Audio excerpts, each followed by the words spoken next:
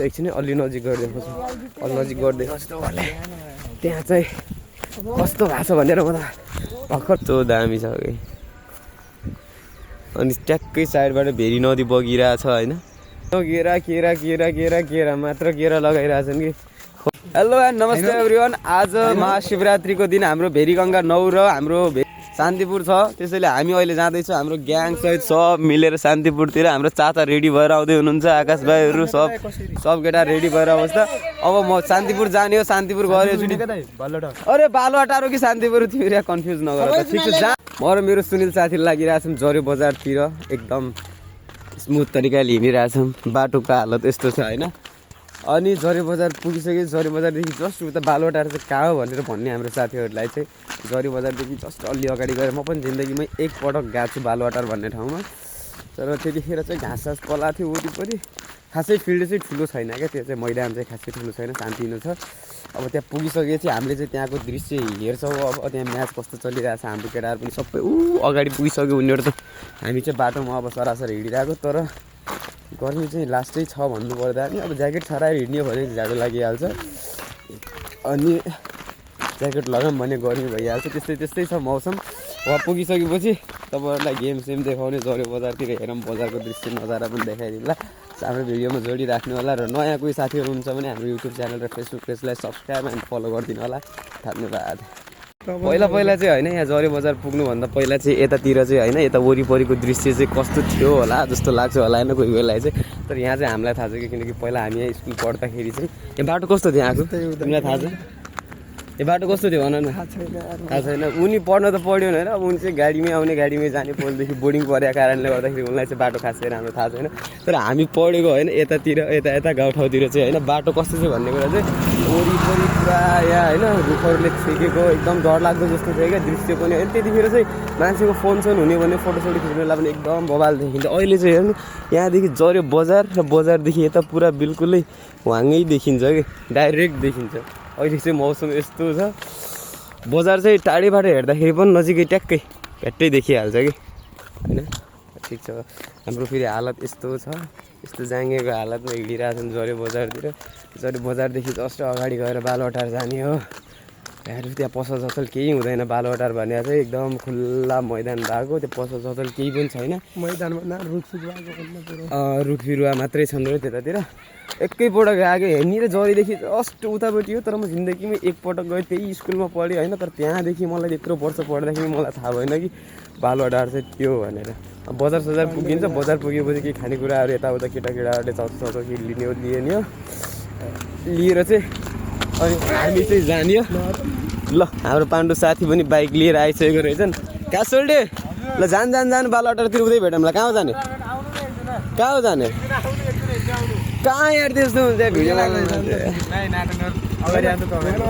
कहाँ जाने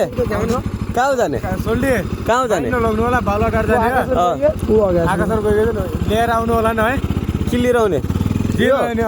ओके छ त ओके म त्यो अब तपाईँ जाँदै गर्नु हामी दुइटा हिँडिरहेको चारजना चाहिँ बाइकमा नअटाउने भयो त्यो चाहिँ बाइक चाहिँ कसको भनेर भन्दा पनि त्यो बाइक चाहिँ हाम्रो साथीको कहाँ छ ए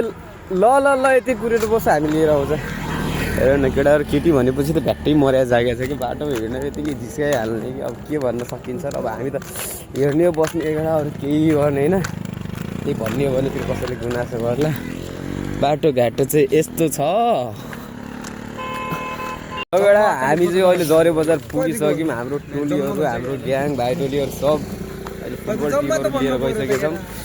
अनि अब नाच्दा किन्ने भन्दा पनि अब अहिले चाहिँ नकिन्ने भयो अहिले उतादेखि आएर चाहिँ जितेर हुन्छ कि हारेर हुन्छ त्यो थाहा भएन जितार भन्ने कुरा भइहाल्छ होइन तर उहाँ गएर चाहिँ पहिला अब हेरौँ म्याच खेल्दा पनि कस्तो हुन्छ के हुन्छ नाच्नु त खानै पर्ने अनि आइसकेपछि चाहिँ केटाहरूलाई चाहिँ जित्यो भने चाहिँ मेरो तर्फबाट हाऱ्यो भने चाहिँ अब केही भन्न सक्दैन है केटा त्यो तिमीहरूको समस्या हो होइन त्यो तिमीहरूको प्रब्लम हो तिमीहरूले जित्यो भनेपछि भयो मेरो तर्फबाट होइन हार्यो भनेपछि चाहिँ अब त्यो तिमीहरूको तर्फबाट हुन्छ म्याच अब यहाँदेखि जस्ट अगाडि पुलपारी गएर पुलपारीदेखि यता भित्रतिर जानुपर्छ शान्तिपुरका सरी यार शान्तिपुर भर्सेस ठुलो जात्रीको म्याच परिरहेको रहेछ होइन अब त्यो फिल्ड चाहिँ सानो छ यताउता नराम्रो कमेन्ट चाहिँ कसैले पनि नगरिदिनु डाँडाखालीको जस्तो ठुलो फिल्ड चाहिँ छैन त्यहाँ होइन अब सानो छ अब सानै फिल्डमा कस्तो म्याच रहन्छ तर राम्रो ल अब चाहिँ गल्लीतिरको बाटो लागिसक्यौँ केटा हो हामी चाहिँ शिवरात्रिमा यस्तो राम्रो राम्रो केटीहरू भन्दा नि दिदी बहिनीहरू माथितिरबाट आउँदैछन् होइन तर हामी यो भेरीको छालतिर जाँदैछौँ गेम उतैतिर परिरहेछ गेम चाहिँ तलतिर छ तल हाम्रो भाइहरू चाहिँ अब तलै पुगिसके भाइटोलीहरू त्यहाँ पछि बाबु धन्नेको लुटिहाल्छ भाइटोलीहरू चाहिँ सब तलतिर पुगिसक्यो बाटोको हालत यस्तो थियो हो गाँ शिवरात्रि मनाउनेलाई मनाउनु दिनुपर्छ केटा हो हाम फाल्नेले हाम फाल्नुपर्छ घचा घच जाने हो बाटो यस्तो छ कि एकदम सेफ पाराको छ होइन हिँड्ने हो घचा घच मैदान आउँदैछ मैदान चाहिँ अलि अगाडि छ मैदान आइसकेपछि चाहिँ अब त्यो गेम चाहिँ भएपछि म नेक्स्ट भिडियो देखाउँछु तपाईँहरूलाई यो चाहिँ होइन खास भन्नुपर्दा यहाँ बालुवा टार चाहिँ हामी मैदानमा पुगे त छैन तर मैदानभन्दा यति पुगेको होइन तर यहाँको तपाईँहरूलाई म भ्यू देखाउन मन लाग्यो कि बालुवा नै भए पनि होइन तर यहाँको भ्यू तपाईँलाई देखाउन मन लाग्यो कस्तो छ भनेर हेर्नुहोस् है यस्तो दामी छ कि अनि ट्याक्कै साइडबाट भेरी नदी बगिरहेछ होइन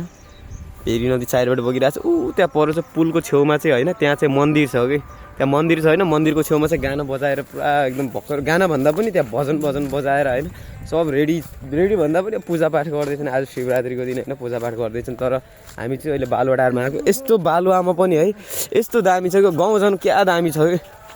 हेर्नु है नजिकदेखि देखाउँछु गाउँ चाहिँ अब राम्रो छैन भन्नेहरूलाई चाहिँ बालुवाटारमा हेर्नु सक्नुहुन्छ गाउँ चाहिँ यस्तो बवाल छ कि अनि हामी चाहिँ साइड बालुवाको छेउछेउ अब घरको मान्छेहरूले गाली गर्नुहुन्छ होला यसरी बिचबारीबाट हिँड्दाखेरि तर चाहिँ अब सरी भन्दै माफी माग्दै हामी चाहिँ छेउछेउको बाटो चाहिँ हिँडिरहेछौँ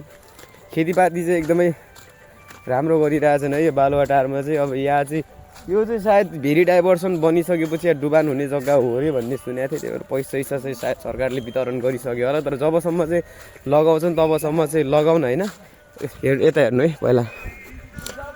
केराको रुखहरू नि क्या बवाल छ पर त केरा पनि फलेको छ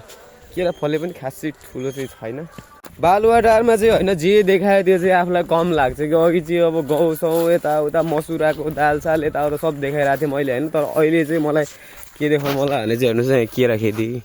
यस्तो बवाल छ हेर्नु यहाँदेखि पुरा अगाडिसम्म छ कि यता पनि पुरा अगाडि सबै ठाउँ केरा मात्र केरा लगाइरहेछन् कि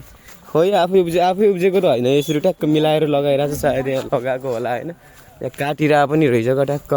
एकैपटक केरा फेरि कस्तो हुने रहेछ एकैपटक फलिसकेपछि अर्को पटक नफल्ने हुने रहेछ होइन त्यही भएर चाहिँ नयाँ बिरुवा पनि टन्नै फलिरहेको छ ट्याक्कै एउटा उसमा 1 2 3 4 5 6 7 8 9 10वटा फलिएको छ अनि एकैपटकमा 10वटा घडी केरा लाग्यो भनेपछि त आमा सक्यो पैसा त मान्छेले कमाइरहेछन् नि त म्याच सायद त्यहाँ सुरु भइसकेको छ होइन तपाईँलाई म यतैदेखि छोटो मिठो यहाँबाट तपाईँलाई हाइलाइट देखाउँछु त्यहाँ चाहिँ मान्छेहरूको